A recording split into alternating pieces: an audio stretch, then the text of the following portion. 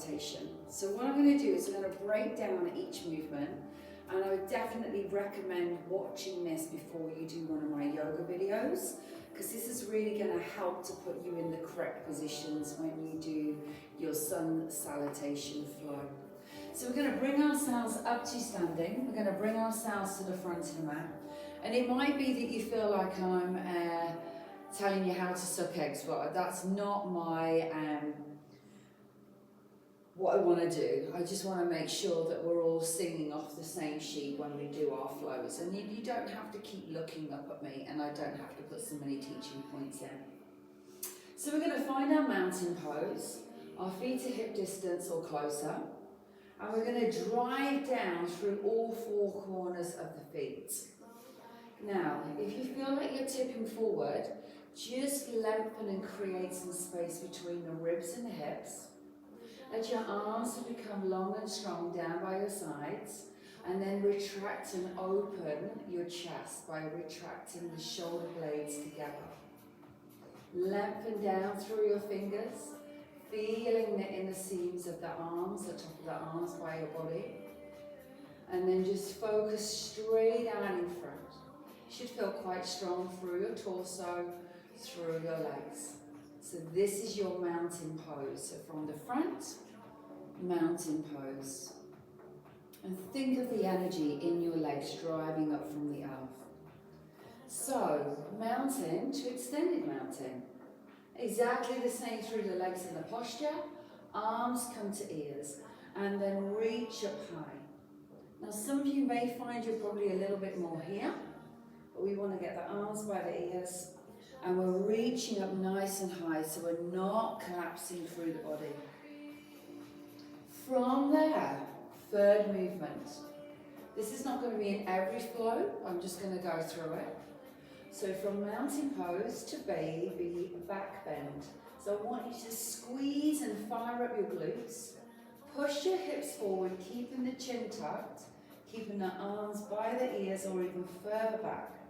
So you're pushing forward with your hips, but we're squeezing through our glutes as we do this. And what we're not doing is flicking the head back.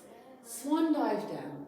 We can either reach forward, hinging from the hips, bringing the hands to the floor, or from the front, I'm just going to show you from this side, we can swan dive the arms down, bringing them to the floor.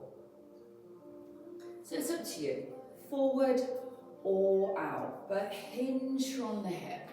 And think about when you hinge from the hip, really lengthen your body first, then soften the knees and bring the nose to the knees.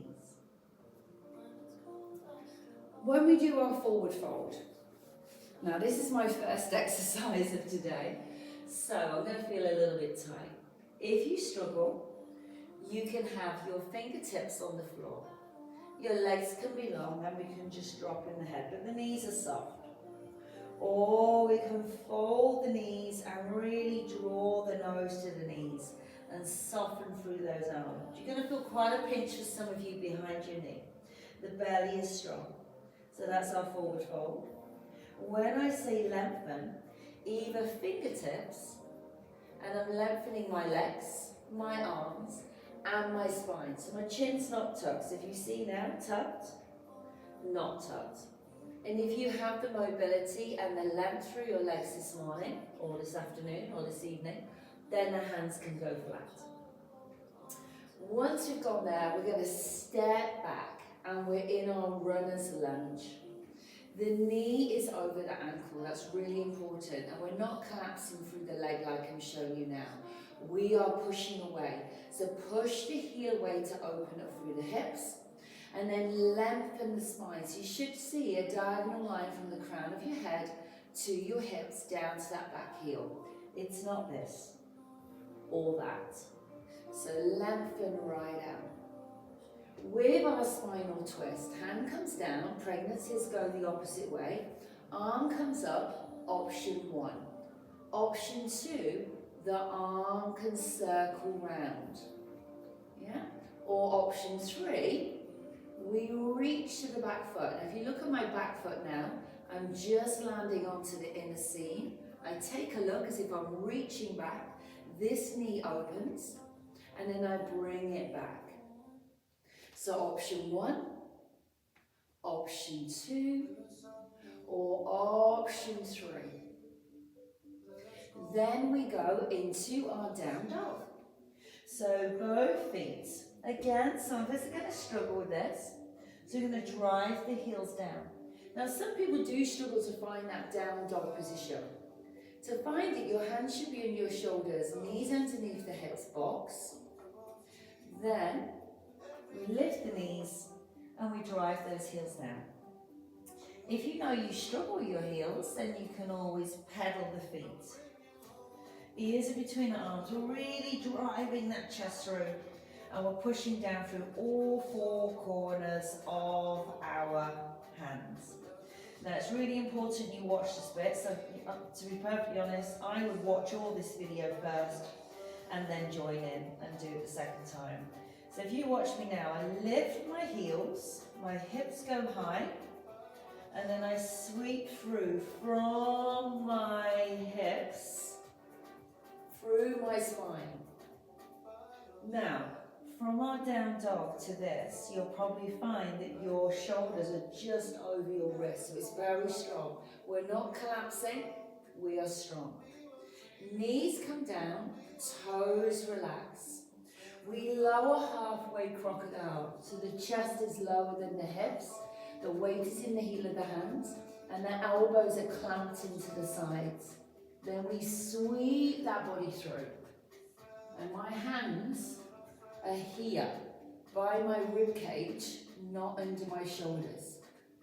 And my elbows are really tight into my body.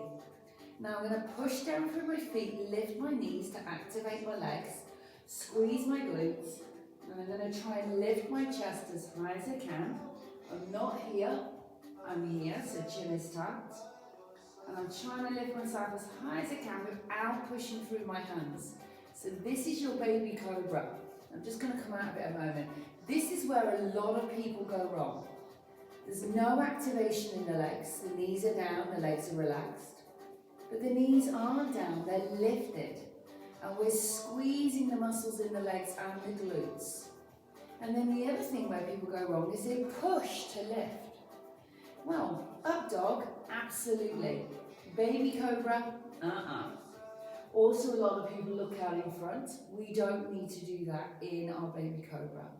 So let's just do this together. Feet down, lift the knees, activate the legs, squeeze the butt, hands by the side, elbows in, lift, lengthen, then drop the knees, push the floor away to lift and push back into our downward facing dog. So, the other option is, as long as you've got no back issues and you've got the strength through your shoulders and your wrists, you can choose to not do baby cobra, you can do upward facing dog. Now there is floating up dog and there is your basic up dog. So your basic up dog. Now I'm just going to say straight away, I'm not the best at doing this. I've got so many back issues and I know a lot of you appreciate that. So my back doesn't compress very well. So there is your up dog. So you can see my wrist is under my shoulder, my knees are slightly lifted, and I'm pushing the knees down, the pelvis down, and squeezing the glutes. Really strong. Now, some people will be more curved in the lower back, but I'm not. Then I tuck, tuck, to push back into my down dog.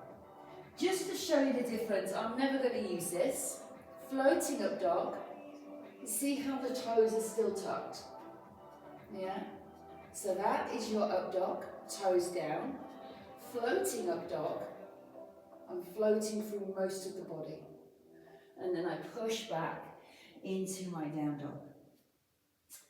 Hopefully this is all making sense as it goes along. I think, as I said at the beginning of this video, I think it's really important that you start to know how you should feel and where you should be holding yourself.